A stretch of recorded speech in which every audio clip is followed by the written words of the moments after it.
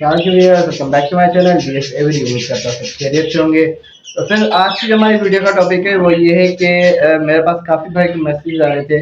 वो breeding season के हवाले से मुझसे पूछ रहे थे कि आपके पास ब्रीड क्या आ रही है। ठीक है, हमारे पास ब्रीड तो आ रही है मगर चिप्स एक्सपायर हो जाते हैं।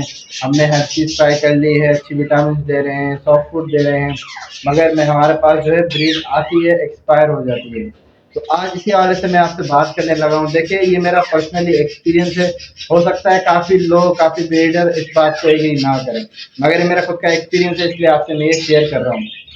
आज से 1 साल पहले मेरा जब ये रूम बर्ड रूम जो था, ये आप देख सकते हैं, ये 10 बाय 10 का बना हुआ था।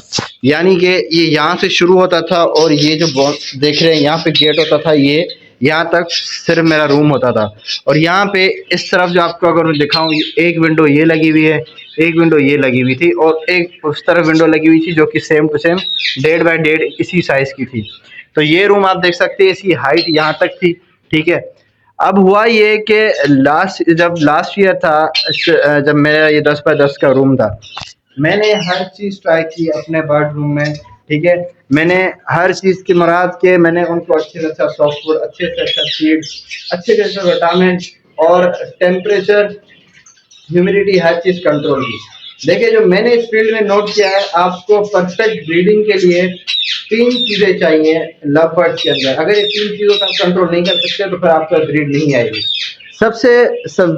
जो फर्स्ट जो आपकी बात होगी वो ये होगी कि आपके रूम का टेम्परेचर मेंटेन होना चाहिए। ठीक है, अब होता क्या है, लोग बोलते हैं भाई हमारे पास जो है ब्रीड आती है, एक अंडा आया है और दूसरा अंडा अब हफ्ता हो गया अभी तक नहीं आया। उसकी वजह क्या होती है, लोग जल्दबाजी में गर्मियों में स्टार्ट कर देते हैं बर्ड का बॉक्सेस लगाना, और उससे होता क्या है कि फीमेल जो होती है हीट पे होती है, एकदम से एग दे देती है। जब गर्मी बढ़ने लगती है तो वो क्रॉस नहीं करते। जब रूम का टेम्परेचर बहुत ज़्यादा हो जाता है तो बर्ड क्रॉस नहीं करता, जिसकी वजह से वो एक ही अंडा पड़ा रहता है, फिर उसके बाद वो फिर अंडे नहीं देते। तो सबसे पहले तो आपको इनका टेम्परेचर कंट्रोल करना है बर्ड रूम का। अब वो होगा कैसे कि आपने जो है हाइट जो होती है, रूम की हाइट वो ज़्यादा रखनी होती है। ठीक है, और ज़्यादा रखने से मुराद कि उन पे हीट नहीं आए, बर्ड के अंदर रूम में हीट नहीं आए। जिनका मेरी तरह छत पे, रूफ पे सेटअप है, तो आपको ये लाजमी कंट्रोल करना पड़ेगा, क्योंकि ये मेरा एक्सपीरियंस है। जब इसकी हाइट मेरी छोटी होती थी रूम की, तो बहुत ज़्यादा अंदर जो है गर्मी होती थी और ह्यूमिडिटी जो है हाई होती थी या कम रहती थी। तो ये जब मैंने अपना बर्ड रूम को इन्हांस बढ़ा कराया, जिसके आप देख सकते हैं अब 17 बाय 17 फुट इस तरीके से लंबाई है और 10 फुट चौड़ाई है और तकरीबन 11.5 से 12 फुट जो है हाइट है। मेरे पास अल्हम्दुलिल्लाह अल्हम्दुलिल्लाह बहुत अच्छा रिजल्ट आ रहा है, बहुत अच्छा रिजल्ट आ रहा है अल्हम्दुलिल्लाह। सारे मटकियों में, बॉक्सेस में बच्चे हैं। ठीक है, अभी माशाल्लाह से सीजन की स्टार्टिंग है।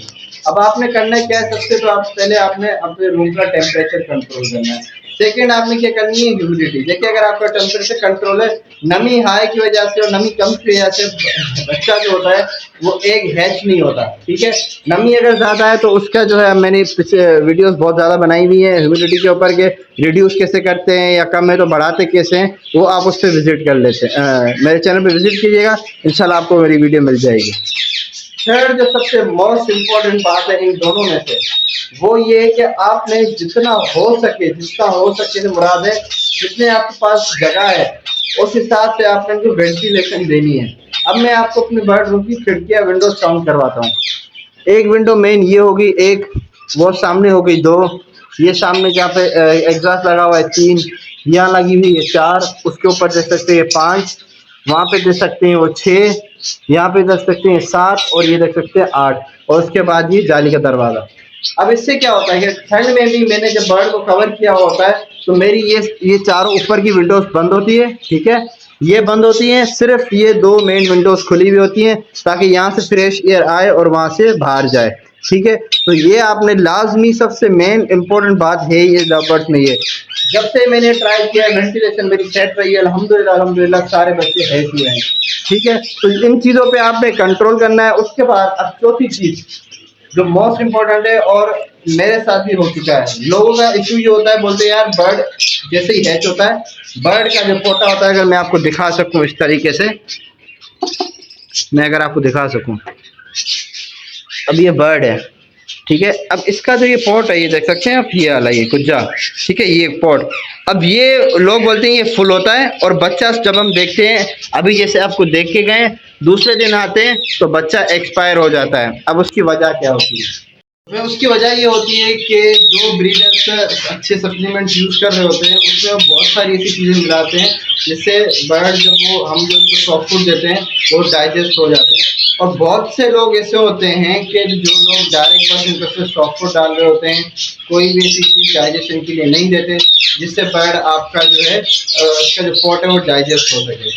तो होता ये है कि जब ये फीड करा रहे होते हैं जो इनके बर्ड होते हैं, जो पेरेंट्स होते हैं, फीड जब करा रहे होते हैं तो उनका पोटा फुल हो जाता है और बर्ड डाइजेस्ट कर नहीं पाता है, जिसकी वजह से वो एक्सपायर हो जाता है।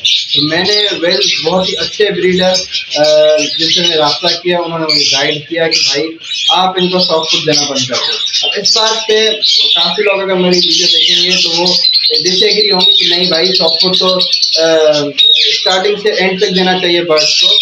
मैं भी देता हूँ, ये नहीं कि मैं ये नहीं बोला आपको देना नहीं है, मैं तब देता हूँ जब देखता हूँ बर्ड अब 25 से 30 दिन का हो गया है, उसके बाद मैं सॉफ्ट फूड देना स्टार्ट करता हूँ।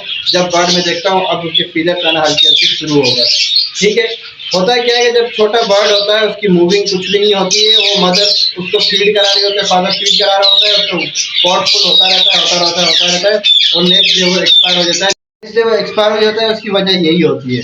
तो मैं अपने बर्ड्स को, ये मेरा पर्सनल एक्सपीरियंस है, जब मैंने खुद ने ये ट्राई किया था, जब से मैंने ये देना बंद किया, अल्हम्दुलिल्लाह मेरे पास सारे बच्चे सर्वाइव कर रहे होते हैं। अब उसकी जगह पे मैं देता क्यों इनको सनफ्लावर सीड, ठीक है, जो बीज होता है, मैं इनको जस्ट वो दे रहा होता हूँ। इस केस में सामने देखिए ये सारा बीज पड़ा हुआ है। अब जिन जिन के पास चिक्स है उधर मैंने इनको बीज दिए हुए हैं। तो इससे क्या होता है, बच्चे का जो है कवर हो जाता है, बच्चा इससे एक्सपायर भी नहीं होता और उसका पोटा फुल भी रहता है और डाइजेस्ट भी हो रहा होता है। तो यही थी आज की वीडियो, उम्मीद करता हूँ आपको अच्छी लगी होगी। अगर मेरी आपको वीडियो अच्छी लगी हो तो मेरे चैनल को लाजमी सब्सक्राइब कर दीजिएगा। Thank you.